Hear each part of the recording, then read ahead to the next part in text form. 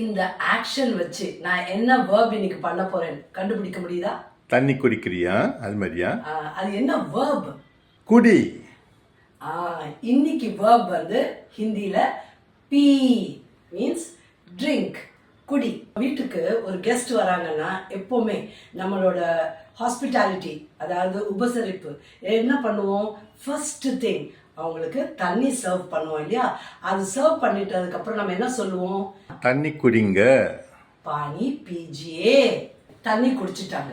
Next வந்து நம்ம அதோட நிறுத்த மாட்டோம் இல்லையா? பேசிட்டே இருக்கும்போது we will ask them. என்ன கேட்போம்? ஆப் ठंडा पिएंगे या गरम? நீங்க சில்லுன்னு குடிக்கிறீங்களா அல்லது சூடா குடிக்கிறீங்களா? டைரக்டாவே நீங்க கேட்கலாம். ஆப் चाय पिएंगी या शरबत? நீங்க டீ குடிக்கிறீங்களா அல்லது ஜூஸ் குடிக்கிறீங்களா? நீங்க டீ கொண்டு வந்து கொடுத்துடுறீங்க, ரொம்ப ஹாட்டா இருக்கு. அப்போ கெஸ்ட் கிட்ட என்ன சொல்வீங்க?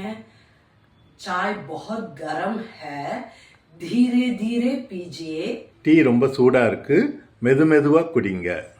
கெஸ்ட்டுக்கு மேபி காஃப் இருக்கு, அப்போ அவங்க வந்து உங்ககிட்ட ரிக்வெஸ்ட் பண்றாங்க ஹாட் வாட்டர் வேணும்னு. எப்படி சொல்லுவாங்க? मुझे खांसी है, गरम पानी पीऊंगी. எனக்கு இருமல் இருக்கு, சுடு தண்ணி குடிக்கிறேன். கொஞ்ச நேரம் நம்ம பேசுறதுக்கு அப்புறம் அப்போ நான் ஒரு பிளான் போட்டு சொல்றேன் அவங்க கிட்ட. आज शाम को हम पंजाबी लस्सी पिएंगे.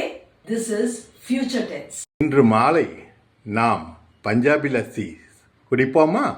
मैंने पिछले हफ्ते यह लस्सी पी थी.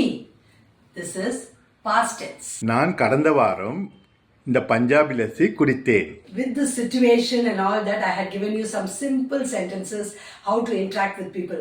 If you liked it, please do share it to your friends and don't miss to follow my Instagram page Hindi for All. Have a wonderful day. குடிமகனே, பெருங்குடிமகனே, A A